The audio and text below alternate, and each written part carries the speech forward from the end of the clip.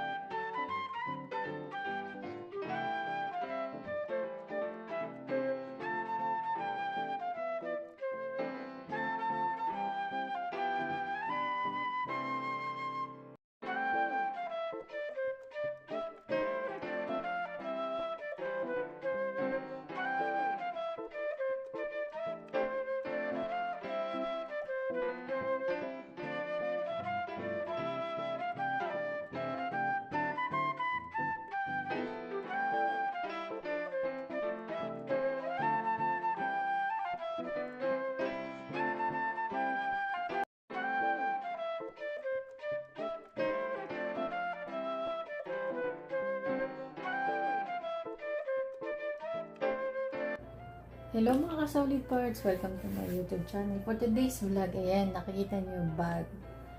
Ayan, na Louis Vuitton. Ayan. Ito ay bigay sa akin ni Madam. 1 week before, yung binili ako ng cellphone. After November 1, hindi ko siya alam kung ano exact na date, pero November din siya. Kasunod, pagkabiyay nito, sunod yung cellphone ko na bago, na-vlog ko na rin yun. So, ito i-review lang natin.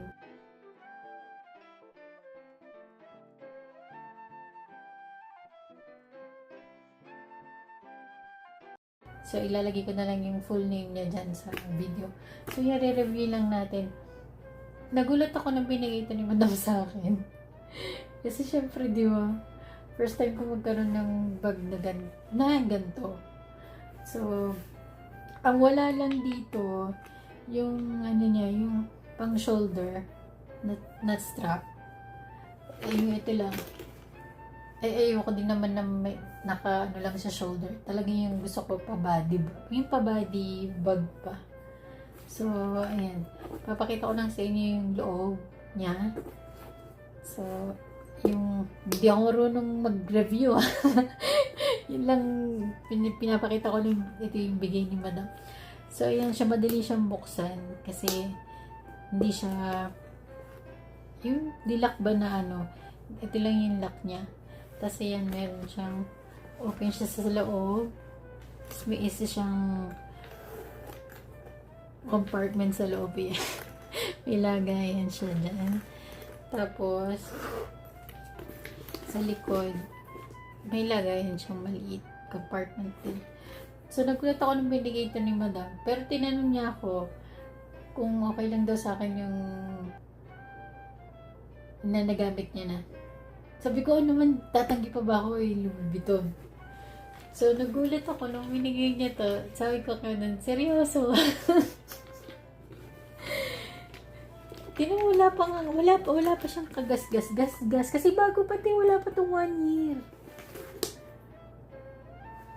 Oh, wala pa siya. Ewan ko sila din talaga. Talagang masawain. So, ayan. Makapal yung ano niya, yung strapless niya. Ayan. Tapos, ayan, meron siyang lagi Louis Vuitton. Ayan, Louis Vuitton. Tapos, dito, ayan. Tapos, ayan, meron din. So, simula nang binigay ito sa akin, hindi ko pa ito nagamit. Kasi, paano ko siyang gamitin pag uwi ko na sa Pilipinas. Kasi ayoko siyang gamitin dito. Tapos makikita ni madam, parang na-awkwardan ako. Wala, nahiya lang ako. Pero yung mga bigay niya yung ibang bag sa akin, ginagamit ko. Aldo, Nine West, Ted Baker, ano pa ba? Coach na wallet. Yun yung mga ginagamit ko. Pero ito, yung simula nung binigay sa akin, hindi ko pa siya nagagamit. Kahit isang beses lang. So, gagawin ko siyang hand carry sa pag-uwi ko sa Pilipinas. Tama-tama. Kasi dito yung cellphone at saka passport. Dito yung passport sa loob. Yan. Kasi naman yung passport. Dito yung cellphone din, wallet. So, yan siya. Ang ganda-ganda niya na i-try ko na siyang suotin sa akin. So, ayan. So, thank you madam ulit sa bag na binigay mo. So, first time ko magkaroon ng gantong bag na Louis Vuitton na maus ko. So, ayan na mga solid parts. So, thank you, madam. Dami-daming binibigay. So, ayun lang mga ka-solid parts. Sana nagustuhan yung aking bag na let's say sabihin natin pre-love ni madam na bag. So, ayun. So, meron siya dyan. LB yan. Talagang ano niya, sinerch ko siya talaga siya sa Google. Ito yan siya. Yan siya. Ang wala nga lang niya yung strap dito. Dito nakalagay. Dito lang pareho lang naman eh. Ayan dyan oh. Ayan siya. Ayan. Tapos ito. Ito siya. Ito oh. Ayan. Sinerch ko talaga siya. Ang presyo niya ay sa dollar. Dito ha, yung presyo niya dito. $240.99. Something like that. Kasi din, kung SR, 903 SR. May point din siya. Ewan ko kung the same yung price niya sa binila niya ni madam sa ganito. So, talagang sinerch ko siya talaga. Kung legit ba? Legit nga. Charot lang. So, ayan ulit. Thank you, madam. Dami mong pasabog kada uuwi ako. So, ayun lang mga ka-solid parts. So, makikita nyo to pag gagamitin ko na sa Pilipinas. I-update ko kayo. So, thank you for watching. Bye. God bless.